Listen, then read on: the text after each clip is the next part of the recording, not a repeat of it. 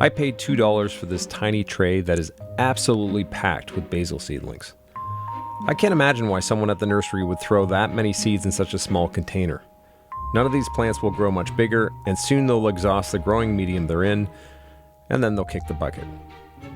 But I suppose if you're just interested in making a couple Margherita pizzas, then, well, for $2, these are all the leaves you'll need.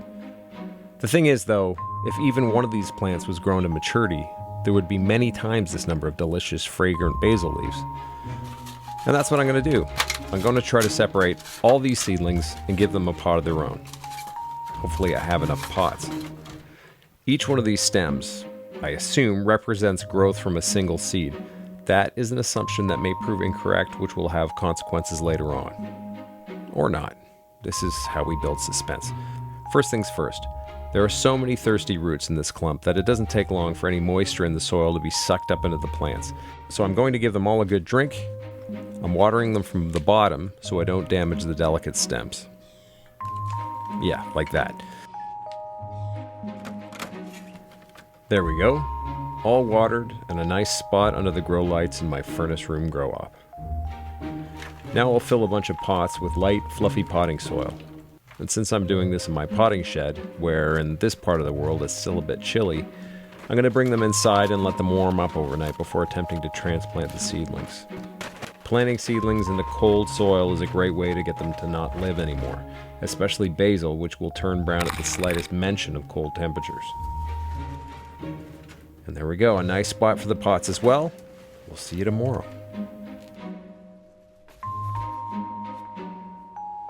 It's the next day, and you can see after a good soak and time under the lights, the plants are looking a bit more perky.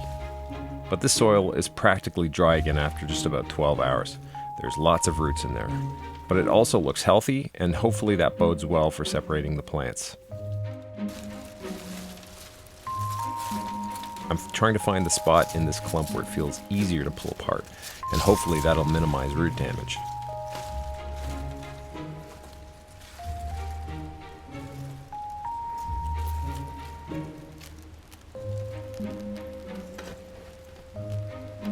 The idea is to get each seedling with a good ball of roots. Not all of these will survive my sausage-fingered attempt, but I think I'll get most of them. As Monty Don has often told us, grab the seedling by the leaves, not the stems. A broken stem means a dead seedling. Make a hole in the soil and gently pop the roots in and lightly cover.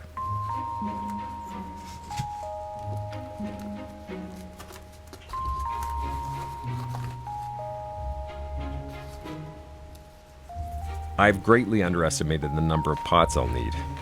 But luckily, since years of buying plants from garden centers means I have a plastic apocalypse waiting to happen in the potting shed, I have lots of extra pots to use.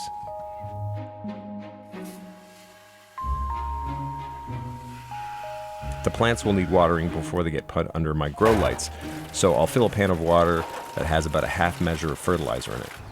And I'm watering from below again.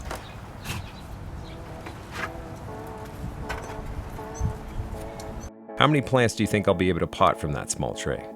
Make a guess, put it in the comments, and then let's see how close you get. One thing about basil is it smells amazing, even these tiny seedlings. I can't think of another plant that smells nearly as good when not in bloom. The smell comes from the fragrant molecule eugenol, which is how you pronounce it, I think. When you pick some leaves and breathe in that smell, the olfactory bulb in the brain reacts by sending information directly into the limbic system, where structures related to emotion and memory bring you back into a Proustian moment, back to when you were taking a year off school, broken happy, and eating pesto right out of the jar while your feet dangled into the cool Adriatic Sea. Or whatever. The final result? 84 plants. That's a lot of basil. And that doesn't include the 5 or 6 plants that didn't survive the trip. Am I keeping it all? No, I am not. I'm going to give away as much as I can to friends and neighbors, and I'll keep about 10, but the rest will go into the compost heap, because I'm not starting a basil farm. Thanks for watching. I know you've heard this before, but if you like this video, please like and subscribe. That will nudge the algorithm to show it to more people. Enjoy your pesto.